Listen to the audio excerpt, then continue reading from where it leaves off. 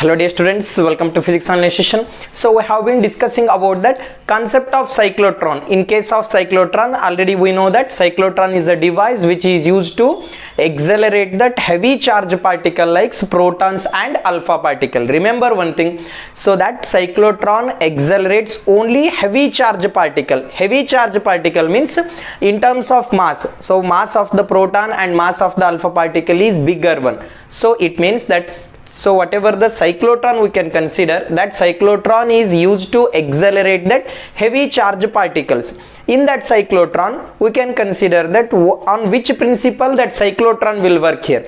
That cyclotron works on the principle of when the charge particle is subjected to that of uniform electric field, then the charge particle will get accelerate. What is the principle of that cyclotron here? When charge particle is subjected to uniform electric field, then the charge particle will get accelerate here, right? In case of that cyclotron, we discuss about that what are the constructions of the cyclotron. That cyclotron consists of two semicircular metallic disc here. So in between those two semicircular metallic disc, first I will place that metallic disc in a uniform magnetic field. For those disc I will connect that high frequency oscillator connection. High frequency oscillator connection is nothing but it generates that alternating current. Means I want to provide that alternating current to that of disc D1 and as well as disc D2. In that last video already we discussed about the things. Just I am taking that continuation part of that cyclotron.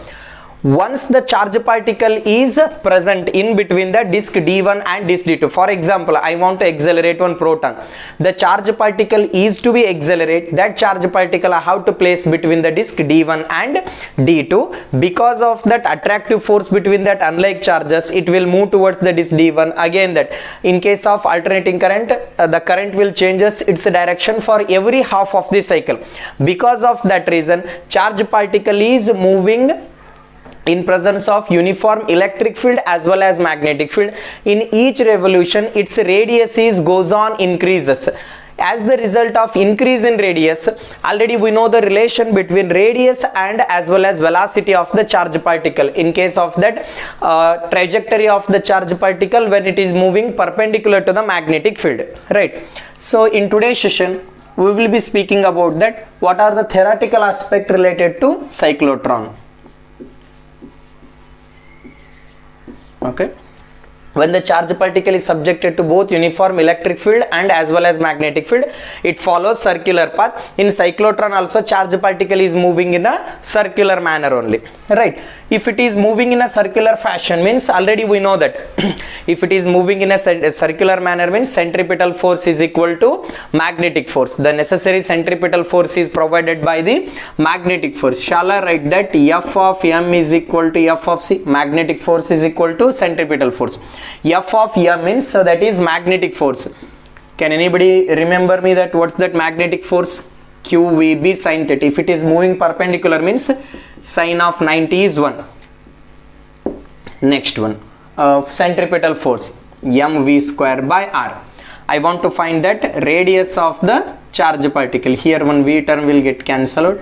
M into v divided by q into b. It means that radius of this circular path is directly proportional to velocity. It means that as the radius goes on increases, radius of the circular path is getting increases means as a result of increase in radius of the circular path, velocity of the charge particle is also goes on increases. If that velocity is getting increased means that charge particle is accelerate. Now did you get my point? Now I got that expression for that radius of the circular path. So similarly I can take that time period of revolution. Time period is equal to distance divided by velocity. If it is moving along a circular path means distance is equal to circumference of this circle.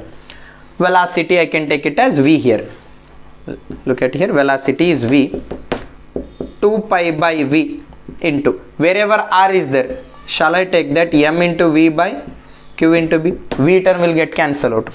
Time period is equal to 2 pi m divided by q into b. So this is the time period. Then what about the frequency? Frequency and time period are interrelated.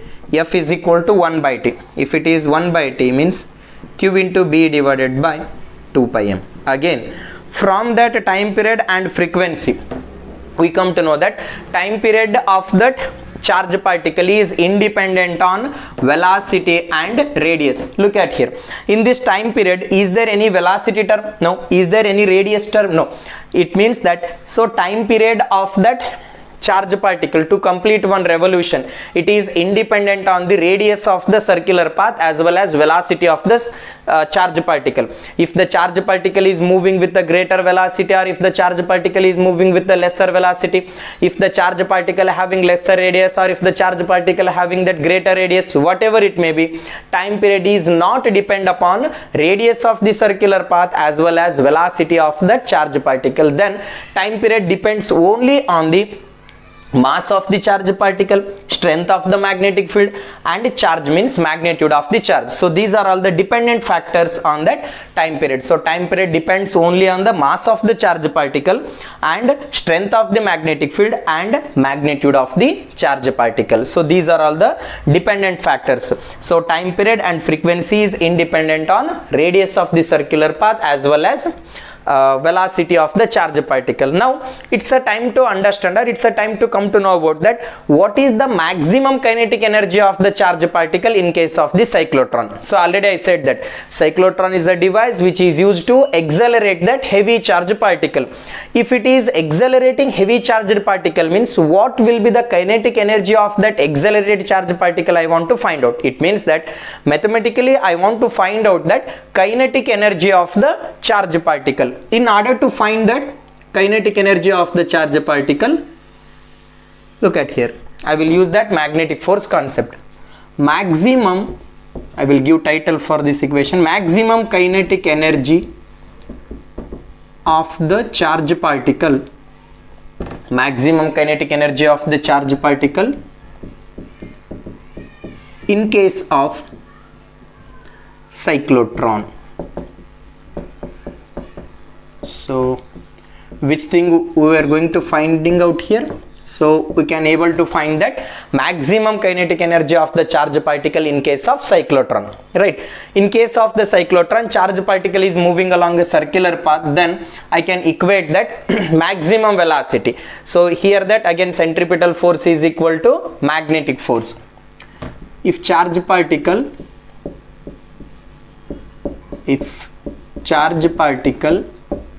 is moving along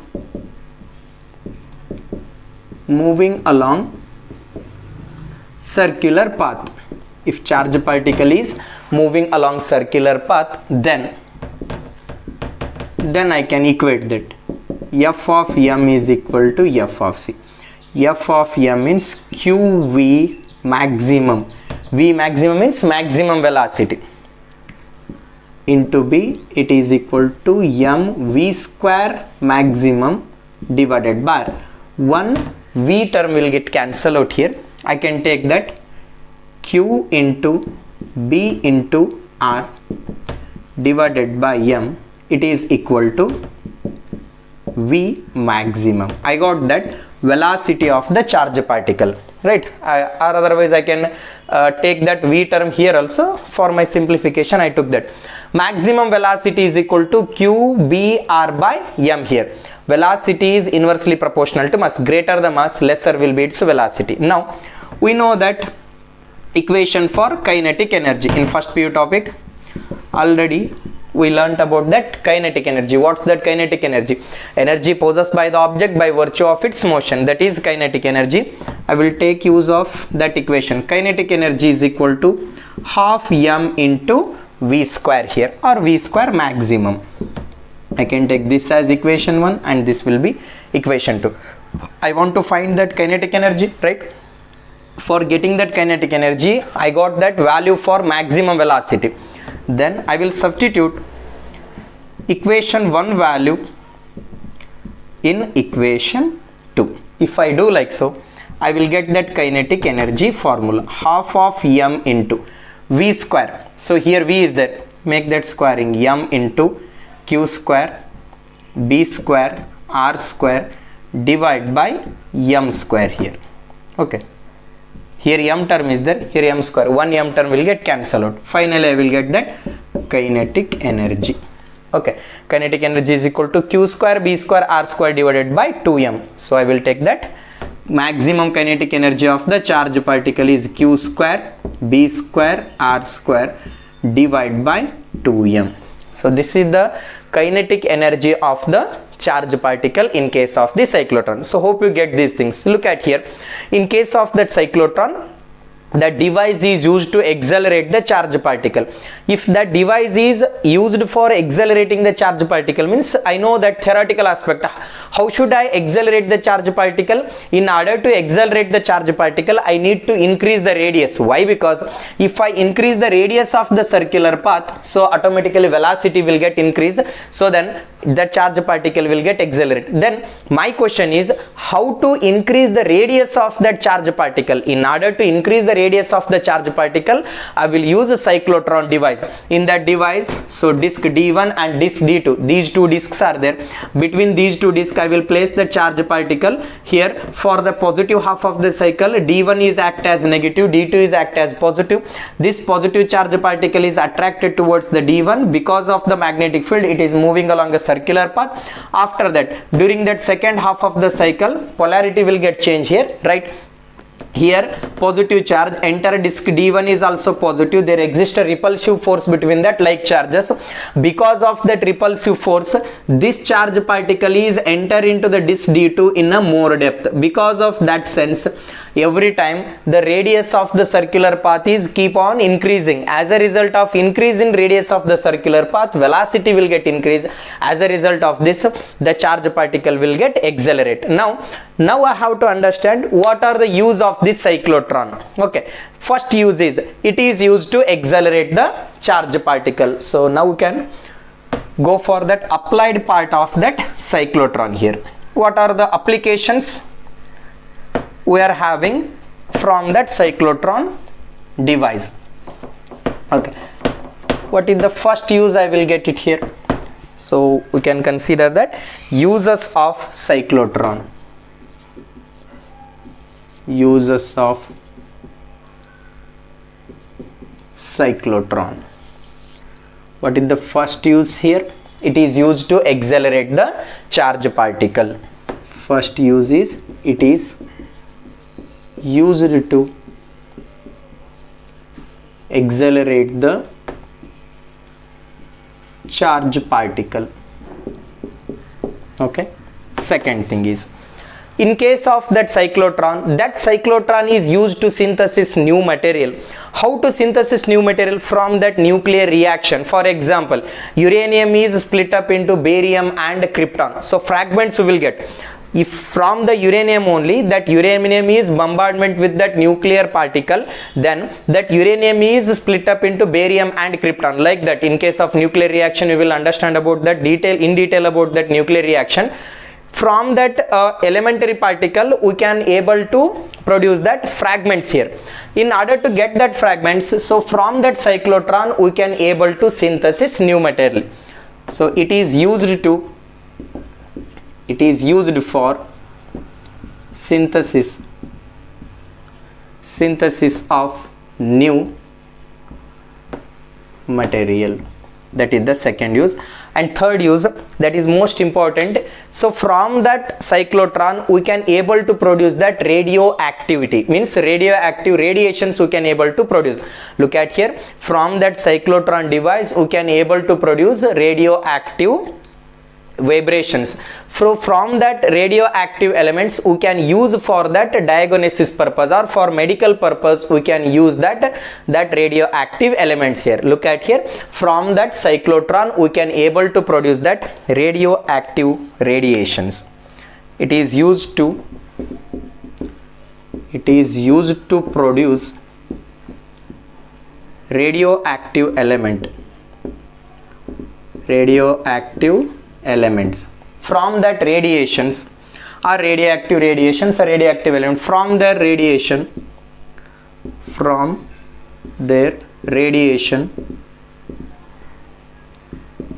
it is used in medical diagnosis.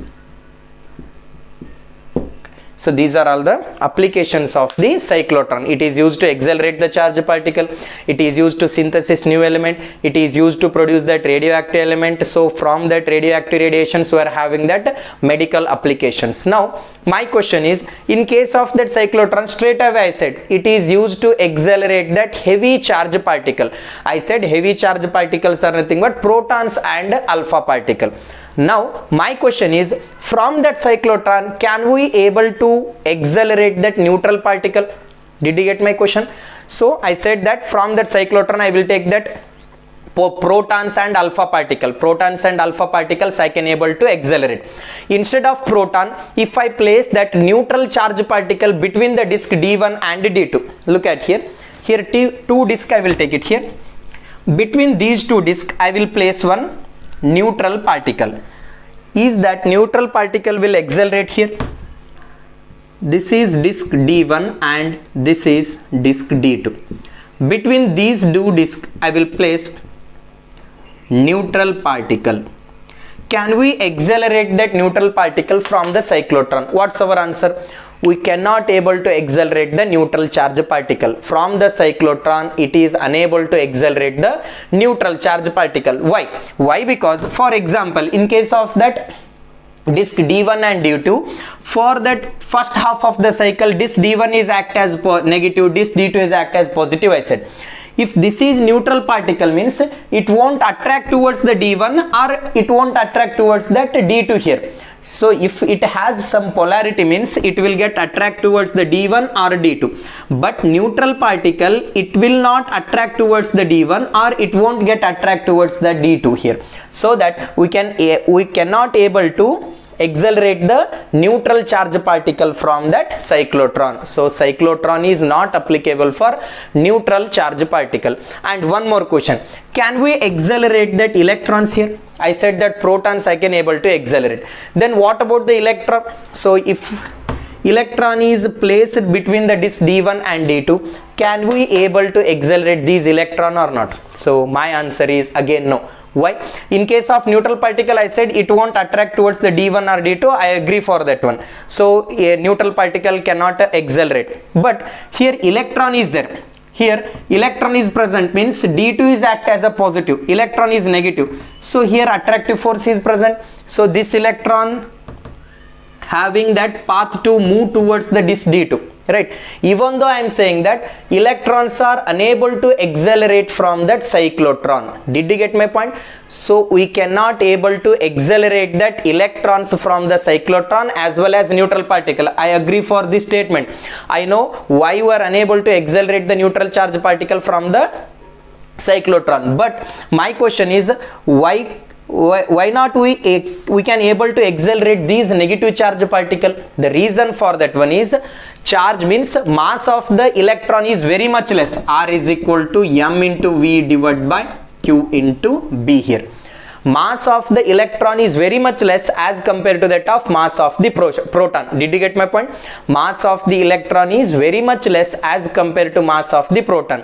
If that mass of the electron is very much less means for small energy velocity of these electron is going to increase as rapidly here. For example, if that mass of the electron is less means for small energy velocity of the electron is maximum here. For small energy velocity of the electron is maximum means if you provide very little energy, then the charge particle automatically come out of the chamber. We cannot able to accelerate that electron also. Did you get my point? Look at here, we are considering one electron here. If I place that electron between the disk D1 and D2, electron having that lesser mass, because of its lesser mass, if you provide that small amount of energy, then velocity of that electron is increases rapidly. Suddenly its velocity will get increased means that electron will get come out of the chamber. So we cannot able to accelerate even electron as well as neutron from that cyclotron. From the cyclotron we can able to